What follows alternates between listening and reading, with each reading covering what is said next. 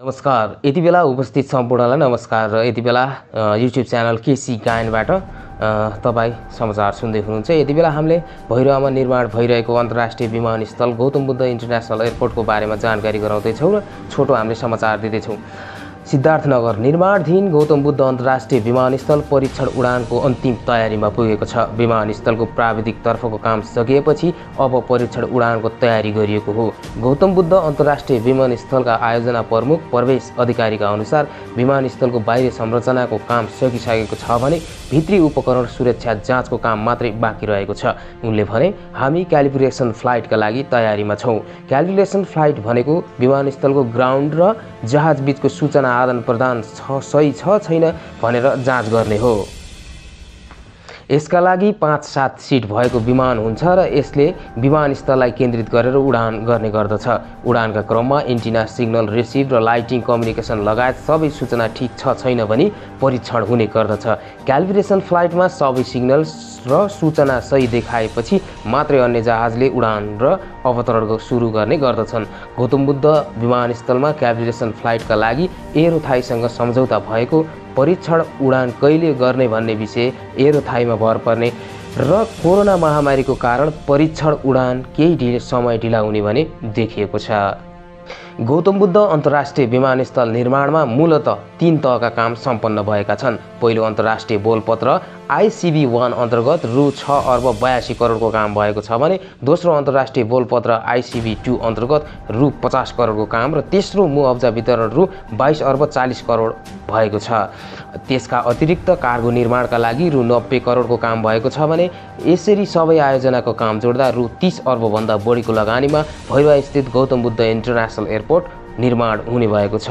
यो रकममा नेपाल सरकारको 37.4 र एडिबीको 62.6% लगानी रहेको छ। भैरवस्थित गौतम बुद्ध विमानस्थललाई अन्तर्राष्ट्रिय स्तरको बनाउन चिनिया ठेकेदार company north west civil aviation airport construction ग्रुपले पहिलो चरणको कामका लागि अन्तर्राष्ट्रिय बोलपत्र ICB-1 मा सम्झौता भएर निर्माण कार्य विक्रम सम्वत 2071 माघ 1 देखि सुरु गरेको हो। कुल रु 6 अर्ब 22 करोड 51,30,227 रुपियाँमा लागतमा निर्माण सम्पन्न गरी नर्थ वेस्टले ठेक्का पाएको हो। ICB-1 अन्तर्गत धवना मार्ग 3000 मिटर, 4वटा लिङ्कन ट्याक्सीवे र धवना मार्ग र जहाज पार्किङ क्षेत्र जोड्ने बाटो, 5वटा सम्म अन्तर्राष्ट्रिय जहाज पार्किङ गर्न सक्ने क्षमताको जहाज पार्किङ स्थल, टर्मिनल भवन, प्रशासनिक भवन, कन्ट्रोल टावर, अग्नि नियन्त्रण भवन, पानी ट्याङ्की, तारबार नाला र 500वटा कार अटाउने क्षमता भएको कार पार्किङ, विद्युतीय काम, टर्मिनल बिल्डिङको उपकरण सहितको काम, धवना र ट्याक्सीवेमा सबै काम रहेका छन्। ICB-1 अन्तर्गत सुरुवातमा ठेक्का सम्झौता गर्नुभन्दा यति बेला कस्ट भेरिएसन हुँदा रु 60 करोड रकम वृद्धि भएको छ। मूल्य समायोजनको मूल कारण जहाज उडान र अवतरणको लागि आवश्यक भिजिबिलिटीका थप काम भएको आयोजना प्रमुख अधिकारी बताउँछन्। अधिकारीका अनुसार सुरुवातमा क्वाड 1 अन्तर्गतको काम गर्ने गरी सम्झौता भएको थियो, तर पछि काम गर्दै जाँदा क्याट 2 को स्तरमा काम गर्ने गरी अगाडि बढ्ने भनिएकाले 75 मङ्सिरमा पहिलो भेरिएसन गरी रु 60 करोड रकम थप गरिएको हो भने क्याट 1 मा भिजिबिलिटी 550 मा उडान अवतरण हुने गर्दछ भने क्याट 2 मा 350 भिजिबिलिटीमा उडान र अवतरण हुने गर्दछ। क्याट 2 का लागि आवश्यक पूर्वाधार, धवना मार्गको सबै लाइटको प्रोजेक्ट र उपकरणको स्तरीयतामा वृद्धि गरिएकाले सुरुवाती लागतमा भन्दा वृद्धि भएको आयोजना अधिकारीको तर्क छ।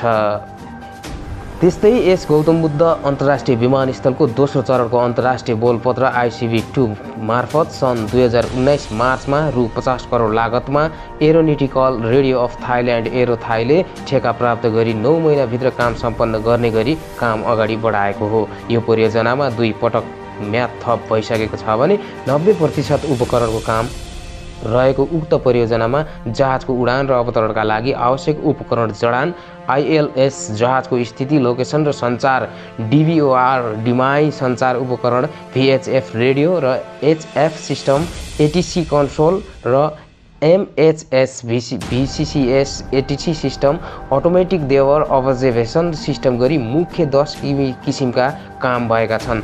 आवश्यक सबै उपकरण अमेरिका, बेलायत, अस्ट्रेलिया, थाइल्यान्ड र अस्ट्रियाबाट ल्याइएको ICV-2 का परियोजना व्यवस्थापक प्रवीण नेपालले बताए। उनले भने आवश्यक सबै उपकरण जडान भइसकेको छ भने अब परीक्षणको मात्रै काम बाँकी रहेको छ।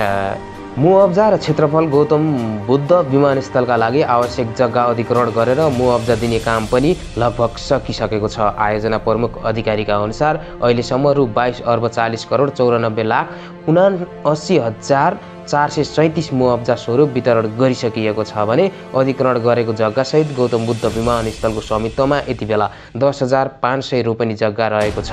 यो क्षेत्रफलमा फैलिएको जग्गामा निर्मित आवश्यक भौतिक पूर्वाधारले आगामी 50 वर्षसम्म अन्तर्राष्ट्रिय स्तरको उडान र अवतरण ठेङ्गे क्षमता राख्नेछ। नयाँ थपिएको जग्गामा DVOR डिमाइन र सेनाको ब्यारेक निर्माण सम्पन्न भइसकेको छ।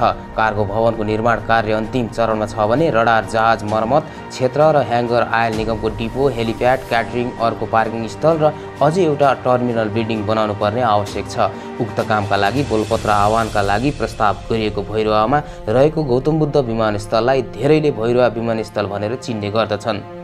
घरेलु विमानस्थलका रूपमा रहेको यो विमानस्थलको स्तरोन्नति गर्ने भन्दै औपचारिक रूपमा 2071 साल माघ 1 गते तत्कालीन प्रधानमन्त्री सुशील कोइरालाले शिलान्यास गरेका थिए।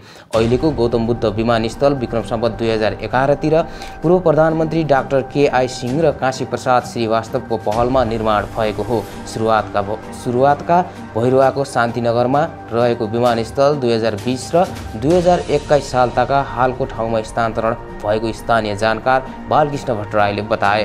भैरवा क्षेत्रमा 2025 को दशकदेखि क्याम्पसमा अध्ययनरत भट्टराईका अनुसार तत्कालीन समय करिब 10 बिघा क्षेत्रफलमा फैलिएको शान्तिनगरको विमानस्थलबाट भैरवा, पोखरा र भैरवा काठमाडौँ उडान हुने गर्दछ।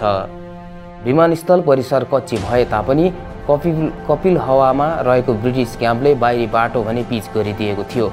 पछि 2021 सालतिर हालको ठाउँमा विमानस्थल स्थानान्तरण भएपछि त्यस ठाउँमा भैरवा बहुमुखी क्याम्पस, संस्कृत विद्याश्रम र सङ्घीय प्रहरी इकाइ लुम्बिनी कार्यालय स्थापना भएको हो।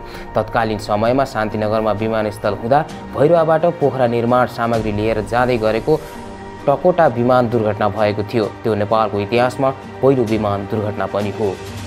विक्रम सम्वत 2023 देखि नियमित उडान भर्दै आएको भैरवा स्थित गौतम बुद्ध विमानस्थलको स्वामित्वमा पर्याप्त जग्गा छ। विक्रम सम्वत 2061 अघिसम्म 84 बिघा 3 कट्ठा रहेकामा यति बेला 10,500 रोपनी पुगेको छ।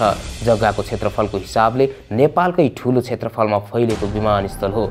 अन्तर्राष्ट्रिय नागरिक उड्डयन प्राधिकरण ICAO को कोड 4E का अनुसार 3000 मिटर धवना मार्ग भएको विमानस्थलमा बोइङ 777 र एयरबस 330 सम्मका जहाज सहजै उडान र अवतरण हुनेछन्।